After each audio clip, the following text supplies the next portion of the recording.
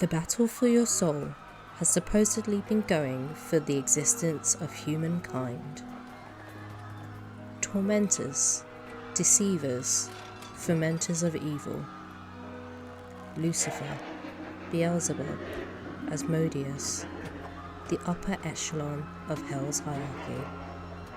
Demons, supernatural entities believed to spread melancholy, fear, and malevolence.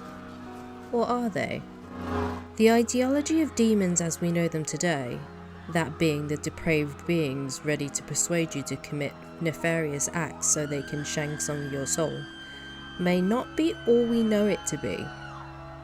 Our modern day understanding of demons tends to stem from the condemnation of pagan religions, the misinterpretation of ancient scripts and ideals, and the perpetuation of philosophies derived by monotheistic systems, particularly by Christianity in the medieval period.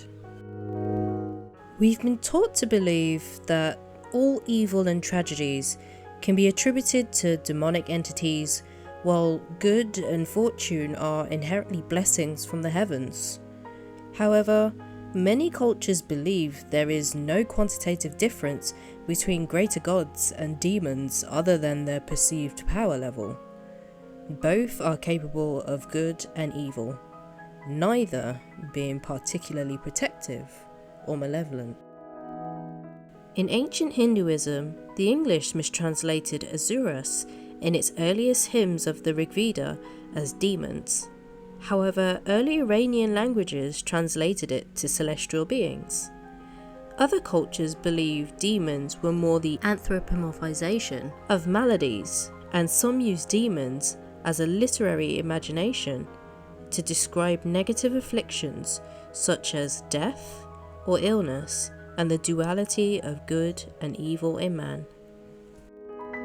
As the etymology of the word demon continues to shift, there is no denying that we have a limited and changing perspective of demons and the cause of life's adversities. So, are demons real? Are they the malevolent beings we've been taught to believe? Or are they the manifestation of our own fears? Ultimately, how do you fight something you don't understand?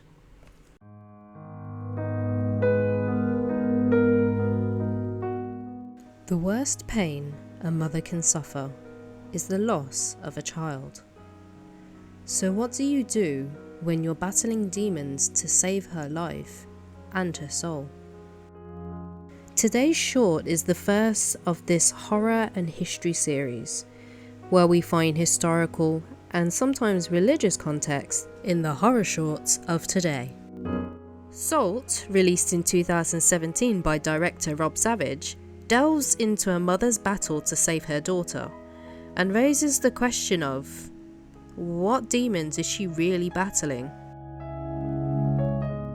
Surrounded by the evidence of their fear, the plot of Salt is centered around a mother fighting for her daughter's soul as her poorly daughter is relentlessly pursued by a demonic presence.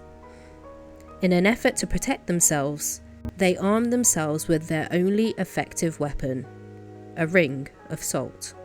When the mother comes to realise her daughter's medication is downstairs, she must risk confronting the demon to do so.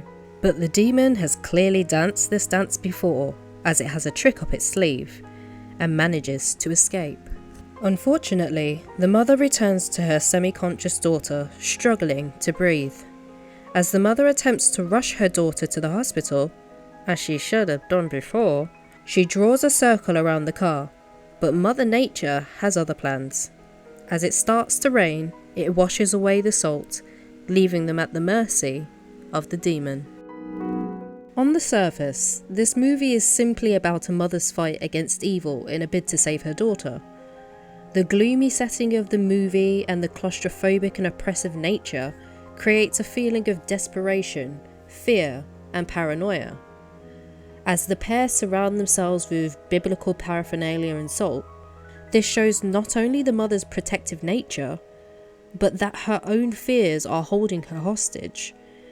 And while this short is very much mother versus demon, I took a very different take from it. Past and present, it's natural for us to take real life issues and personify them, especially through religion. As humans, we want to assume we have control over our lives, and when we don't, it must be a malevolent force at play. And I think this is what we witness here, a mother unwilling to accept that her child is dying. In a battle of souls, salt becomes this mother's only weapon. I found it interesting how a demon could exist in a home littered with biblical writings and symbolism, but it's a pagan ritual which proves most effective. It raises the question of whether faith is ineffective because she chose the pagan route upon the church's failure to deliver, or that she resorted to this having lost faith in the church to save her daughter, seeing the demon grow stronger. So you might be asking, why salt? Well, salt has held significant value throughout history. Prior to industrialization, the process of harvesting salt was time-consuming and labor-intensive, making it a commodity only the rich could afford. Salt also holds great occult significance. A ring of salt acts as a barrier against negativity and wards off evil energies. But there is a more depressing explanation for all of this. Now, on some MLM girl boss BS, salt has anti-inflammatory and antibacterial properties and is often used to reduce congestion, to help sanitize, and to open the airways. This treatment is also used to relieve the symptoms of allergies, asthma, bronchitis, and chronic obstructive pulmonary disease, also known as COPD.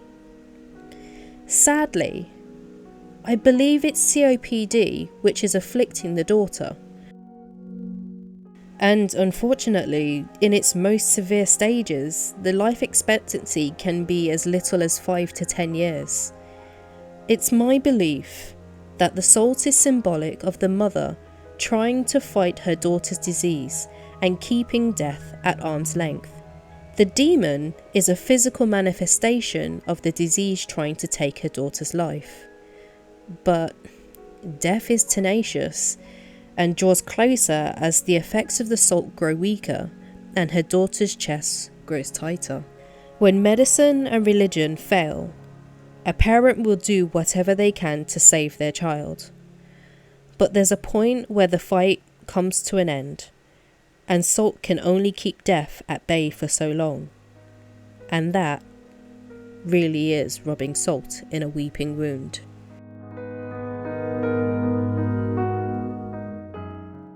Thank you so much for watching, guys. Hopefully this is something you enjoyed. If you haven't subscribed already, please make sure to subscribe and leave a like, and also leave a comment. Is this something you enjoyed?